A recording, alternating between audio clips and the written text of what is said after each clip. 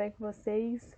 Hoje a gente está aqui para mais uma aula de geografia. Hoje a gente vai falar de biomas. Bom, e vamos falar um pouco sobre a classificação, né, de um bioma. O que é um bioma? Bom, um bioma é área com expressividade geográfica, né, que é representada por um tipo uniforme de ambiente, né, que pode ser classificado de acordo com o macroclima, com a fitofisionomia, com o solo e outras características do ambiente. Aqui a gente tem um exemplo de biomas, né? Florestas tropicais, savanas, deserto absoluto, chaparral, campos de regiões temperadas, florestas temperadas, taiga e tundra. E a sua divisão, né, em todos os continentes, de acordo com os trópicos também, né? O Equador, o Trópico de Câncer e o de Capricórnio. Bom, vamos começar então falando das florestas tropicais. As florestas tropicais, elas possuem clima equatorial ou tropical úmido, né? O solo, ele possui baixa fertilidade. Por conta de ser úmido, a lixiviação dos nutrientes é muito grande. Atividade econômica é o extrativismo vegetal e o que causa muita degradação é a expansão da agropecuária para dentro dessas florestas tropicais. Bom, exemplos são a floresta amazônica, no Congo, né, também tem, e no Sudeste Asiático. Bom, essas florestas tropicais, elas têm como característica serem latifoliadas, que é a presença de folhas de um tamanho mais avantajado. Por conta do clima ser quente, né, ser um clima úmido, elas precisam transpirar muito. Então, a área dessa folha, ela precisa ser maior para ocorrer o equilíbrio osmótico dentro da planta. Esse tipo de floresta tem alta biodiversidade, é heterogêneo, muito heterogêneo, tanto em fauna quanto em flora, e é uma floresta ombrófila. Aqui a gente tem algumas imagens, deixa eu só achar minha seta. Aqui algumas imagens, onde nós podemos ver aqui floresta amazônica, e aqui essa imagem do elefante, lógico que não é na floresta amazônica, né? Aí, como eu disse, está presente no Congo, tem alguns animais que a gente encontra no Brasil, outros não, tá bom? Agora vamos falar sobre as savanas. A savana, ela tem vegetação arbórea e herbácea, que não é uma vegetação muito grande, né? Tem um tamanho máximo aí de 2 metros, galhos retorcidos, raízes profundas e cascas grossas. Por conta de ser um ambiente com verão úmido e inverno seco, elas precisam reter muita água, muito nutrientes. Então, por isso que essas plantas têm essas adaptações de galhos retorcidos, raízes profundas e cascas grossas, para diminuir a transpiração, exatamente o contrário do que acontece na floresta tropical. Está presente no Brasil, na Índia, na Colômbia e na Venezuela, né? É solo pobre e geralmente ácido, relacionado com o seu material de origem, por isso. É muito degradado pela agropecuária e tem um termo que define a savana como um pirobioma. Piro quer dizer fogo. Então, é um bioma que sofre muito com queimadas, com a degradação, exatamente por fogo, por queimadas. Aqui a gente tem alguns exemplos. O exemplo brasileiro é o cerrado, né? Aqui as manadas em outros continentes, tamanduá.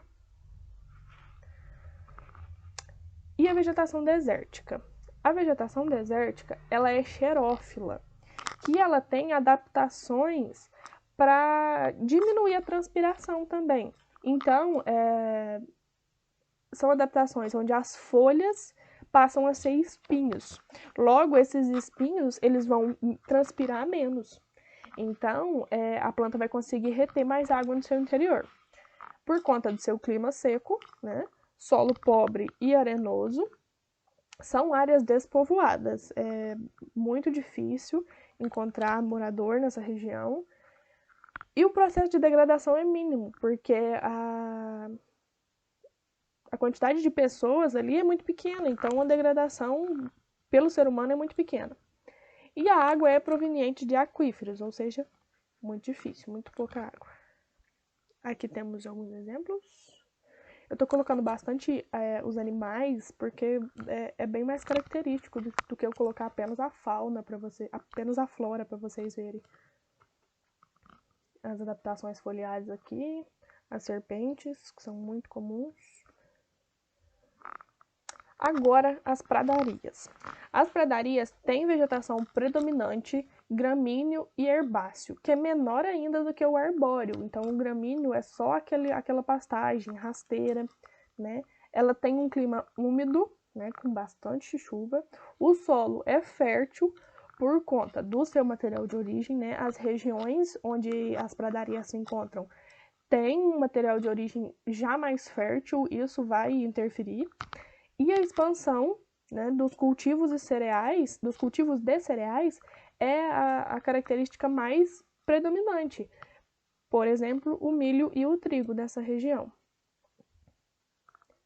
Aqui temos alguns animais que a gente encontra.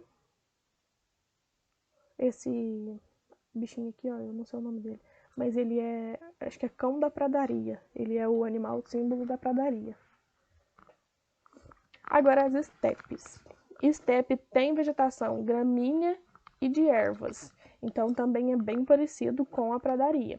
O clima predominante é seco, então aí a gente já vai ter uma diferença da pradaria, que o clima é úmido. O solo é de baixa fertilidade, também diferença, e a degradação dele ocorre a partir da agropecuária, mas ainda está em pequena escala. Aqui a gente tem alguns animais bem característicos. Agora as tundras. As tundras são vegetação rasteira, líquens e musgos. O clima é polar, subpolar ou frio de montanha, né? A gente encontra, é muito comum a presença de neve nessas regiões. E esse solo, ele é conhecido como solo permafrost, que tem uma camada, né, inferior que é congelada. É como se a gente tivesse a neve ali por cima, né, o gelo superficial, tivesse uma camada de solo, de terra, e depois tivesse outra camada congelada, por conta do clima ser muito frio mesmo. A degradação desse bioma acontece a partir do aquecimento global. As geleiras, aquilo tudo lá que a gente já sabe. Bom, é encontrado no hemisfério norte, né, no norte da América, na Europa e em outros locais, como no Alasca e na Sibéria.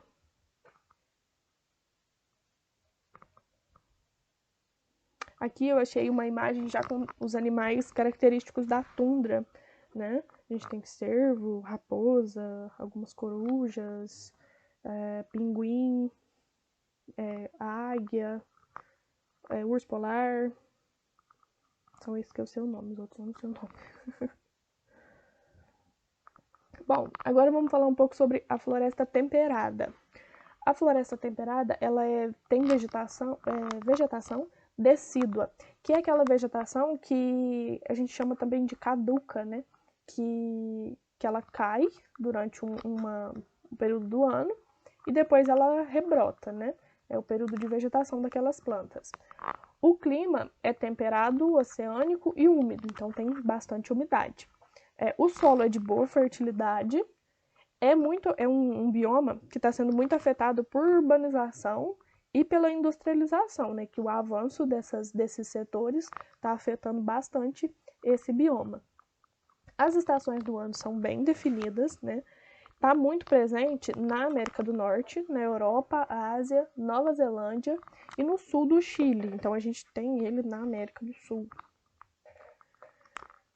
Aqui alguns animais: o urso panda, o alce, né? E aquelas florestas bem características de filme, né? Que fica bastante colorida, bastante bonito. Bom, e aí a gente tem a vegetação mediterrânea. Essa vegetação, ela é esclerófila, garrigue e maque, né? O maque, ele é mais denso, os outros não tanto, mas é uma vegetação que tem plantas com entre nós mais curtos, então são plantas de um porte médio, não são plantas muito grandes, e esse termo esclerófila quer dizer que elas têm uma cutícula protetora que é como se deixasse a planta com pelos. Isso protege de transpiração, de fatores ambientais, entre outros. Até porque o clima mediterrâneo, ele tem inverno úmido e verão seco. Então, no verão, elas precisam transpirar menos. Bom, o solo é de baixa a média fertilidade, vai depender da região. Também degradado pela urbanização, pelo avanço das cidades. Encontrado no sul da Europa, na Califórnia, no Chile, África do Sul e Austrália. Temos algumas fotos dos animais característicos: raposa, coruja, coelho, lobo. Agora a floresta boreal. A floresta boreal, ela já tem uma vegetação mais homogênea, né, com plantas mais iguais. É uma vegetação perene, né, que não se modifica, né, que ela não perde as suas folhas. E também essa característica aciculifoliada, que são plantas que possuem a folha como se fossem uma agulha, né, com uma área foliar menor. Mais uma vez, por conta do clima, são adaptações climáticas, por conta de ser clima temperado continental. Então, o inverno é muito frio, essas plantas, tendo uma área foliar menor, a deposição de gelo ali, de neve, vai ser menor. Então, elas vão... É como se elas sentissem menos frio, porque a área de contato delas é menor, isso é lógico. E o verão é bem quente, então também elas não podem transpirar muito, elas precisam reter ali uma certa quantidade de água. O solo é ácido, mas possui uma boa fertilidade. A degradação é principalmente pela indústria de celulose, né, que é a degradação vegetal aí. É encontrado na América do Norte, na Rússia, na Ásia e no Alasca. Algumas imagens.